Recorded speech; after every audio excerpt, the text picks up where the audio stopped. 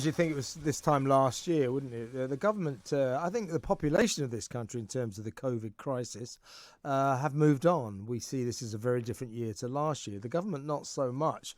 They're still coming up with the same old threats. They're going to cancel Christmas unless everyone gets their booster jab.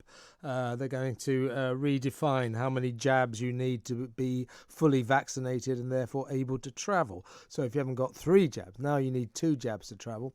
There are plans afoot to make that 3. So unless you've had 3 jabs, you won't be able to travel. So it's threat, coercing us into getting the vaccine and to doing what we're told. And I think we have had enough of it. Let's have a little listen to Sajid Javid emphasising the importance of the booster. All of these precious moments that we've been able to restore over the past few months, the loved ones that we've been able to see, and the collective experiences that we've been able to share, they've been possible thanks to our vaccination program and because of so many of you that came forward when it was your time. And if we want to secure these freedoms for the long term, then the best thing that we can do is come forward once again when that moment comes. Let's talk to the Chief Executive of the Freedom Association, Andrew Allison. Good evening, Andrew. Good evening, Kevin. I think the best thing the Health Secretary can do is to stop issuing these threats, to stop issuing this veiled threat that unless we all do what we're told, he'll cancel Christmas. Unless we all do what we're told, we won't be able to travel. This has got to stop, hasn't it? Yeah, it certainly has. And it was a very sinister message, wasn't it? I mean, it's not even a year ago that we were told that if we vaccinated the elderly and the vulnerable, then we could cry freedom. And then all of us needed to be vaccinated, but not just once, but twice. And now we're being told it's going to be a 3rd jab. Are we going to get a 4th jab next year? Is it going to be a 5th one next autumn?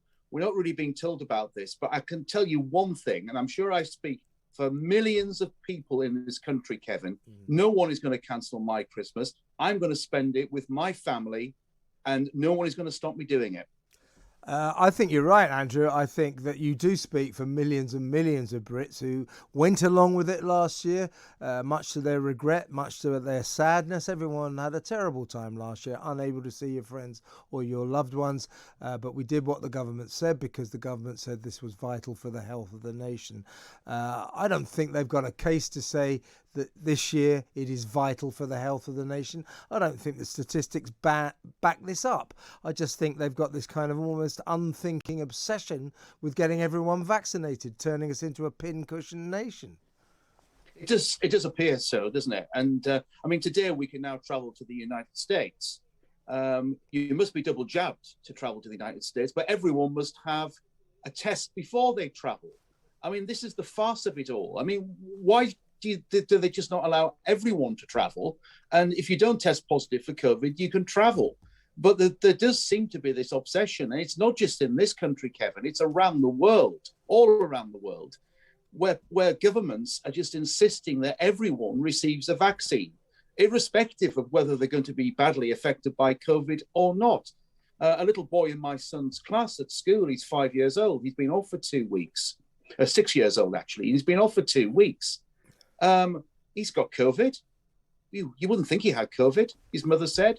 You know, he's not even remotely affected by it. Yeah. And I have heard statistics that have said that those people with natural immunity, because they've had COVID, are something at least 6 times better off. So come on, let's not fret about this and just let's go on with our life.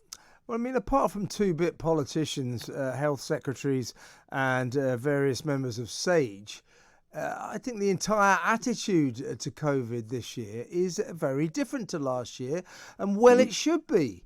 We've had a massive, hugely successful vaccine rollout. So why are they acting as if we haven't had a vaccine rollout, as if it's the same as last year? Well, it's a very good question. It's something you'll have to ask a government minister, but it does seem to be an obsession. I mean, last winter was completely and utterly miserable, wasn't it? And I'm sure people remember that. And there's no way they want to go through that. And as you've rightly said, the vaccine rollout is a huge success. It's been brilliant. So why the government wants to continue doing this, I just do not know. All I can think of is inquiries that will be coming in the future, and they're frightened of what's going to be revealed, and they feel that they have to do everything that they can.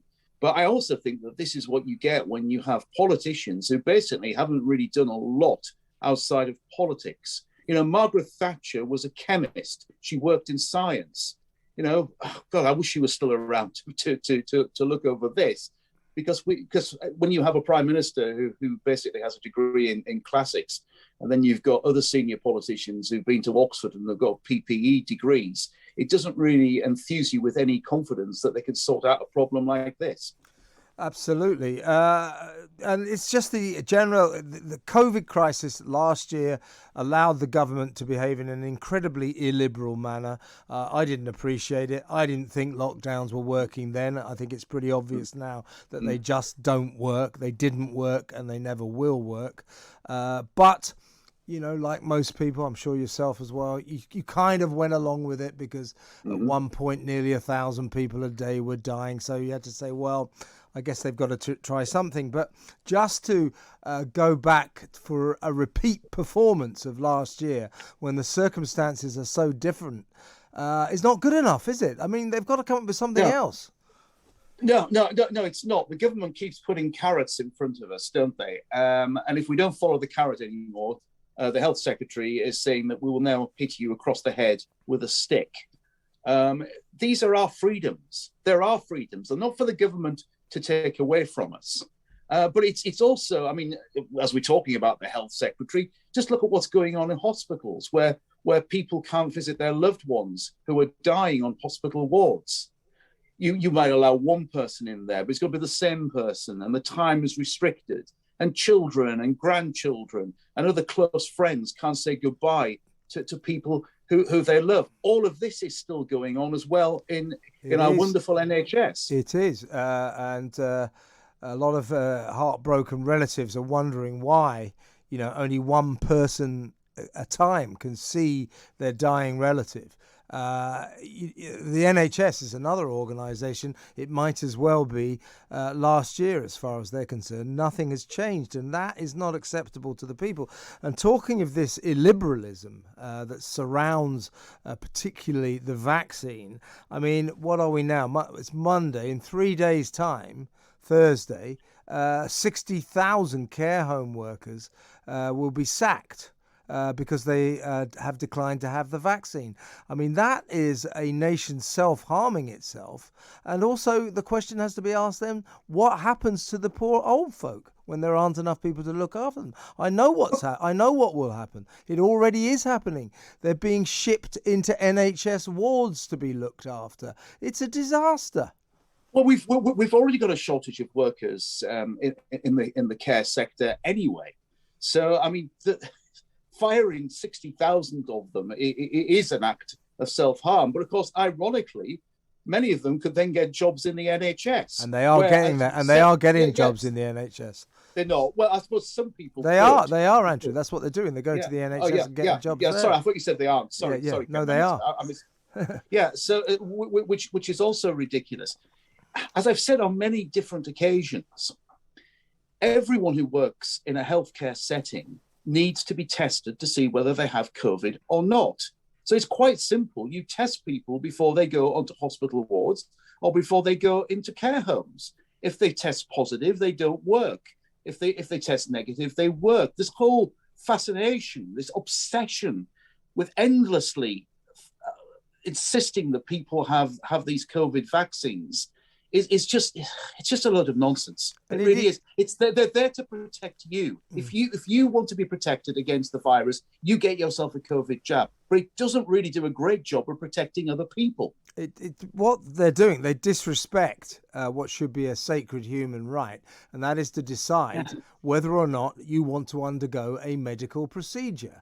I mean, okay, they're not 100% mandatory, but by saying no jab, no job, you're putting intense pressure on people, many of whom will do what they don't want to do because of this coercion. I mean, it's wrong, it's illiberal, and it certainly shouldn't be happening under the watch of a Tory government, which stands for individual rights. They're trampling over everyone's individual rights. If you say to somebody that if you do not have a jab, you are going to lose your job, you're threatening to make them homeless. You're threatening all sorts of horrible things on them. That is a mandatory vaccine, Kevin. Yeah. That's it's mandatory in all but name. As good as, except for the 60,000 who are just saying, no, I'm not doing it. So we are leading to some sort of catastrophe on Thursday if we're not careful. And as you rightly indicated earlier, Andrew, if they try to cancel Christmas for people, they will be going on to very dangerous territory, because I think the lack of compliance with that instruction will be astronomical. I think hardly anyone will listen to them. Hopefully they know that. Andrew, always a pleasure to talk. Thank you so much for your time. Andrew Allison, Chief Executive of the Freedom Association.